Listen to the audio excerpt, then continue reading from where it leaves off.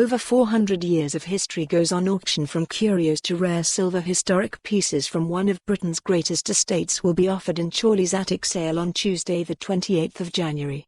The pieces on offer have been amassed over 400 years and range from interesting curios, a library of antiquarian books, Worcester porcelain and rare silver. Some of the items to go under the hammer in Chorley's January sale were picked up by the Berkeleys during their travels across Europe, North America and Colonial India, and kept in the property's private 19th century museum. Others were purchased at country house auctions during the 19th century, and so it is perhaps fitting that they now go to new homes in a traditional sale of that type.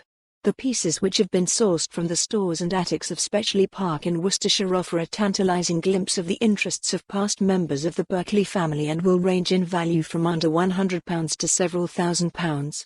Spetchley Park has been a seat of one of Britain's greatest dynasties, the Berkeley family, since the early 17th century.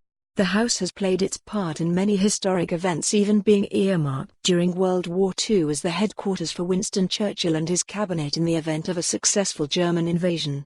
Other properties offered in the same sale will include old master paintings from the collection of the late Lady Killearn, which until recently hung in the Great Hall of Little Sodbury Manor. Henry VIII and Anne Boleyn stayed at the 500-year-old, Grade I listed manor during a summer progress of 1535. It is also reputed that William Tyndale began his Bible translation there. The portraits largely date to the 17th century and include richly dressed ladies and armoured noblemen.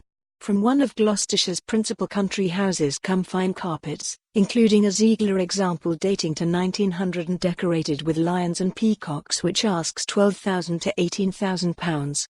Chorley's director and auctioneer Thomas Jennifast said, "From a lock of Elvis's hair to the smallest house in the Cotswolds, Chorley's has sold some significant lots over the years, but this particular auction is one of our most exciting to date.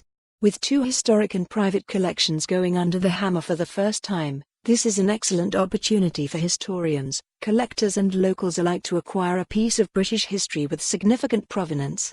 The sale will be held on Tuesday the 28th of January at Chorley's, Prinknash Abbey Park, near Cheltenham, Gloucestershire GL480U. Bidders can register to bid live online through Chorley's website, www.chorleys.com. For more on this story, visit the news article link.